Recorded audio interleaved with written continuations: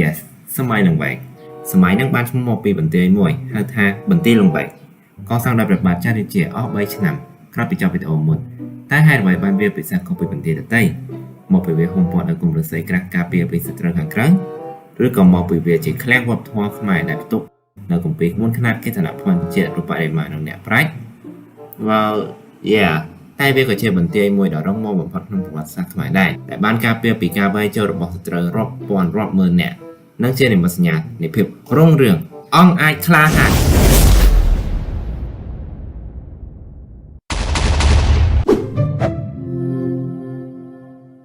ដើម្បីដឹងថាហេតុអ្វីបានបន្ទាយលង្វែកបែកយើងត្រូវមកពីហេតុការណ៍តាំងពី65ឆ្នាំមុនសិននៅចុងសម័យចតុមុខព្រះបាទចន្ទរាជាបានលើករាជធានីពីចតុមុខមកលង្វែកវិញឬក៏កសាងបន្ទាយលង្វែកវាមាន1 2 3 4 5 6កំពែងកម្ពស់15ហត្ថហើយហ៊ុំព័ទ្ធដោយដើមឫស្សីកម្រាស់2សិនវាមានវាំងស្ដេចឃ្លាំងស្បៀងទេទាហានរោងដំរីនិងព្រះគោព្រះកែវដែលមានផ្ទុកគម្ពីរមុនខ្នាតជាច្រើនក្នុងពោះគោហើយសម័យលង្វែកក៏បានចាប់ផ្ដើម officially នៅឆ្នាំ1529ក្រោយកសាងបន្ទាយរួចនៅរជ្ជកាលព្រះបាទធម្មរាជាខ្មែរយើងស្ថិតក្រោមចំណុចសៀមហើយត្រូវលើកសួយសារក៏ទៅថ្វាយស្ដេចសៀមតែដល់ពេលព្រះបាទចន្ទរាជាមិនព្រមថ្វាយឲ្យចឹងទៅស្ដេចសៀមខឹងរួចក៏ដៃខ្មែរនៅក្បែរក្រុងអង្គរតែព្រះបាទចន្ទរាជាក៏វាយឈ្នះវិញចាយោយើងវាយឈ្នះលើសៀមអញ្ចឹងយើងក៏ដាក់ឈ្មោះខេត្តថ្មីនៅម្ដុំក្រុងអង្គរដើម្បីយកជាអនុស្សាវរីយ៍ហើយក៏ដាក់ឈ្មោះខេត្តថាខេត្តសៀមរត់បាសជើងឬក៏ខេត្តសៀមកាក់ណាឬក៏ហៅបោះសៀមរាបហើយនេះជាដើមកំណើតឈ្មោះខេត្តសៀមរាប So far យើងគ្រាន់តែនិយាយពីនយោបាយក្នុងស្រុកប៉ុណ្ណោះហើយចុះនយោបាយក្រៅស្រុកវិញ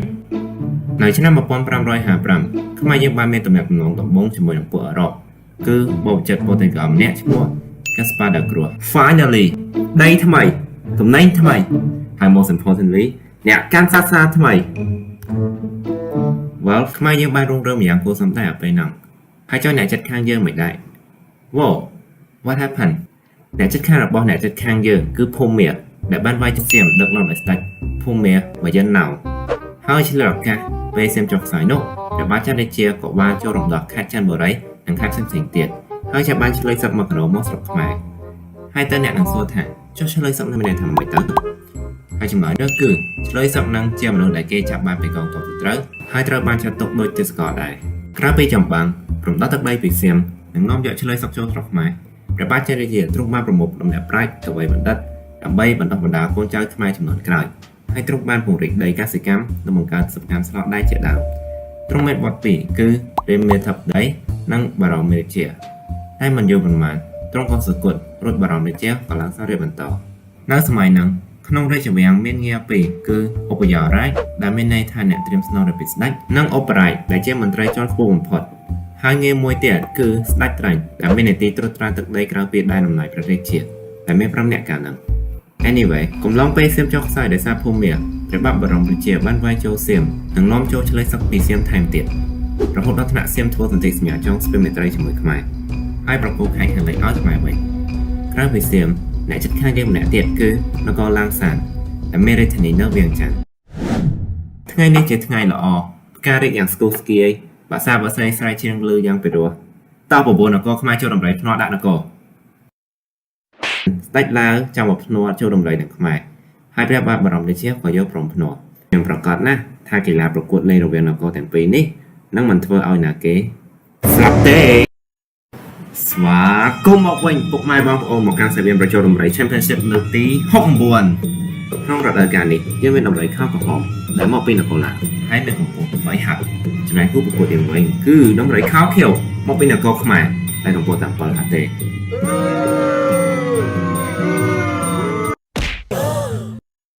Oh my ព្រះមិនគួរឲ្យជឿអាមេរិកខ្មែរឈ្នះ Also proving that size doesn't matter តែសារចាញ់ភ្នាល់ឡាវក៏ត្រូវបញ្ជូនបណ្ណាការនិងឆ្លើយសឹកមកថ្វាយខ្មែរតែមិនយូរប៉ុន្មានស្ដេចឡាវក៏មានបំណងសោកសឹកវិញរួចក៏ទៅវាយខ្មែរតែមិនយូរប៉ុន្មានក៏ចាញ់នឹងខ្មែរវិញមិនចឹងដោយសារពេលហ្នឹងភូមិមាននាំតបផ្សេងទៅវាយវិញចាស់ហើយក៏ដណ្ដើមបាននគរឡាងសានទាំងឬក៏ប្រកាសខ្លួនឯងថាជាអធិរាជអាណាចក្រតង់អ៊ូមិនយូរប៉ុន្មានទ្រង់ក៏សគត់ដោយបន្សល់ទុកនៅបទ3អង្គរួចព្រះបាទសត្ថាទី1ក៏បានឡើងសោយរាជរួចតែងតាំងស្រីសុរិយោពណ៌ដែលជាព្រះអនុខ្លួនឲ្យជាមហាឧបរាជថ្ងៃនេះជាថ្ងៃល្អផ្ ការរែកយ៉ាងស្គូស្គាយបាក់សាបាក់សៃស្រែកច្រៀងលើឡើងចង់បាយទៅជាតោះទៅធ្វើសង្គ្រាមលើពួកសៀមតែយើងបានចុះសន្ធិសញ្ញាចងមន្ត្រីភាពជាមួយសៀមតាំងរាជការព្រះបាទបរមរាជទ្រង់យាន្តនាបាត់ហើយទៅធ្វើសង្គ្រាមបាត់ហើយប្រុសព្រះបាទសត្ថាទី1ទ្រង់បានវាយចូលសៀម3លើករួចនាំយកឆ្លើយសឹកបន្ថែមទៀតចូលស្រុកខ្មែរតែនៅឆ្នាំ1584តាមសន្ធិសញ្ញាស្ពានមេត្រីជាមួយសៀមទ្រង់ក៏បញ្ជាឲ្យស្រីសុរិយោពណ៌ទៅរំដោះសៀមពីភូមិមាលុះរំដោះសៀមហើយស្ដេចសៀមនរេសក៏រកថ្លែងអំណរគុណ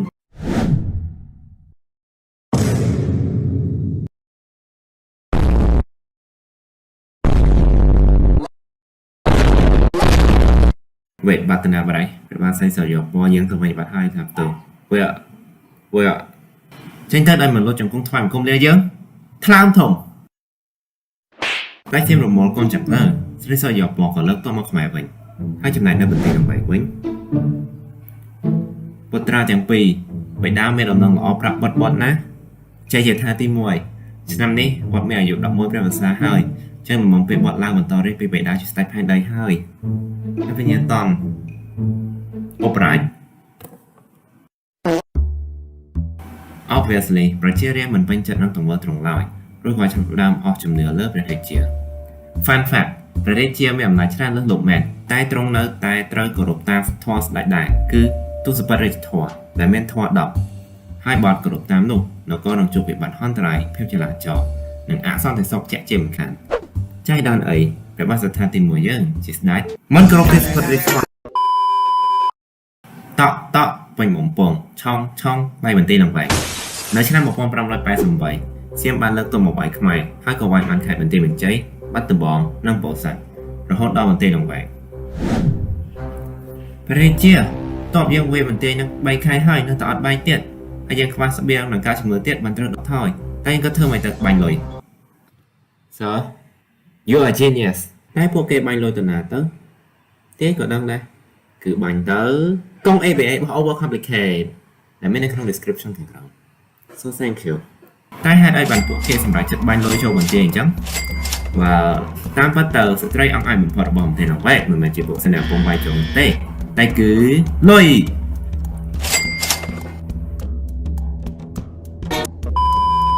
Actually អាប់ពេលហ្នឹងលុយកណ្ដាលអត់តមានទេអញ្ចឹងទៅពួកសៀមបាញ់ប្រាក់ដួងដែលជារូបបីបាននៅសម័យនេះវិញនៅពេលសៀមគេវាយប្រាក់ដួង free អញ្ចឹងតែប្រាក់ទាំងនោះត្រូវបានរៀបរៀងដោយកុំលែងឆ្កេងឆ្កាងដែលកំពុងការពារបន្ទាយពីសត្រូវខាងក្រៅជោគវាសនារបស់បន្ទាយនោះវិញគឺត្រូវបានបិទចិត្ត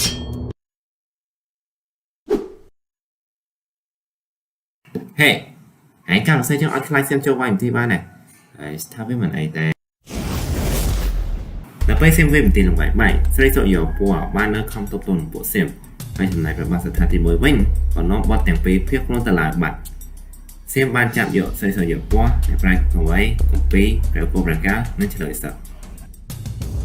ពេលនោះព្រះបាទសត្ថាទី1មានទំនាក់ទំនងល្អជាមួយពួកអេស្ប៉ាញនៅហ្វីលីពីនហើយទ្រង់ក៏បានសូមជំនួយដែរតែគាត់នឹងត្រូវចាំសមុទ្រចិនឆ្លងសម្រាប់ចាំបាត់ទៅហើយចឹងទៅក្រោយពីការបែកបន្ទាយលងវែកនៅឆ្នាំ1594មកខ្មែរយើងបានធ្លាក់ជារដ្ឋទុនខ្សោយបាត់បង់កេតនភ័ណ្ឌជាតិធ្លាក់ក្នុងភាពអនាធិបតេយ្យនិងបាត់បង់អស់ខេត្តមកកណ្ដោទៀតហើយសៀមក៏ត្រួតត្រាបន្ទាយលងវែកតរៀងតើរហូតដល់បន្ទាយនោះត្រូវបានរំដោះដោយព្រះបាទរាមាជើងព្រៃដែលជាត្បូងព្រះបាទសត្ថាទី1ឈ្មោះដូចធ្លាប់លើ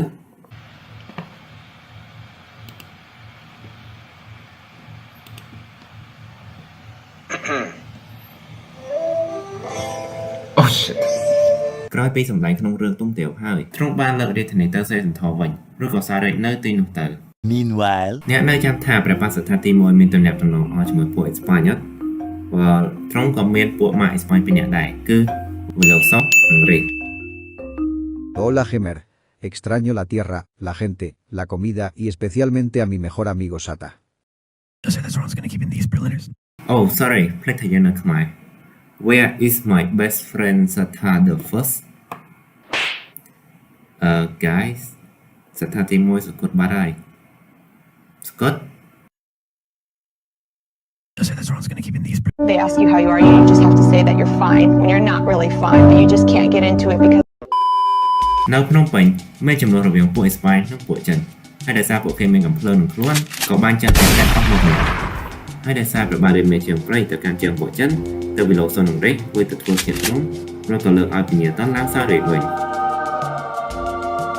ដើម្បីសងគុណពីអ្នកនឹងព្រះបាទពញាតនបានតែងតាំងវិលោសូនឹងរេជាវិជ្ជាវាយខេត្តបាភ្នំនិងខេត្តត្រាំងតែនេះមើលនឹងប្រជារាស្ត្រមិនពេញចិត្តសប្បាយនោះទេនៅពេលដែលជាវាយខេត្តខ្មែរជាជនជាតិអឺរ៉ុបចឹងទៅលោកវ៉ែក៏មានស្ដេចមិនគ្រប់ទូស្បរិយទី2នៅភ្នំពេញមានចំនួនរវាងពួកអេស្ប៉ាញនិងពួកជប៉ុនដែលគ្រប់គ្រងដោយមេចៅណាឆាម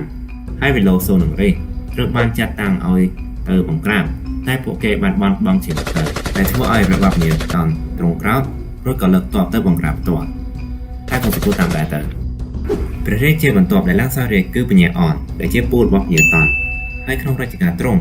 ពួកអាចារ្យបានបោះបោនកាន់កាប់ខេត្តមួយចំនួនដែលបណ្ដាលមានភាពឆ្លាតចោលពេញនឹងក្រោយពញាអនទ្រង់បង្ក្រាបពួកនឹងរួចមកទ្រង់ក៏ទៅសម្រាប់នៅភូមិព្រែកតែម្ដងហើយបង្ក្រាបពួកអាចារ្យនឹងពិបាកវេទនាណាស់គុណព្រះគុណស្រីណាគេក្តៅម៉េចអូនឯងមានសង្សារនៅអូនអត់មែនផងអូខេចឹងចង់និយាយថាអត់មានសង្សារទេតែមានប្តីហើយប្រុសមានប្តីបងយកទាំងប្តីនឹងទៀតចង់ឯងចង់លេងលះប្តីអូនឲ្យមកប្រទះវាសនាស្នេហ៍ជាមួយបងវិញអត់no They ask you how you are, you just have to say that you're fine. ហើយចឹងនៅពេលប្រពន្ធគេមិនព្រមលេងលះប្តីគេនឹងមកបដូរចិត្តស្មោះស្រឡាញ់អ្នកវិញតែអ្នកគួរធ្វើដូចម្ដេចចម្លើយមានដេកយំទទួលស្គាល់ព្រមលិខិតទៅរកស្រីថ្មីនិងចាប់គេថោកចម្លើយត្រឹមត្រូវគឺចាប់នាងធ្វើទារុណកម្មតស្លាប់ហើយទ្រង់ក៏ធ្វើចឹងទៅដោយសោកសៅនឹងប្រពន្ធខ្លួនពេកពញាថៃជាប្តីក៏ទៅពឹងពាក់នឹងមេបះបោចាំឲ្យធ្វើឃាតស្ដេច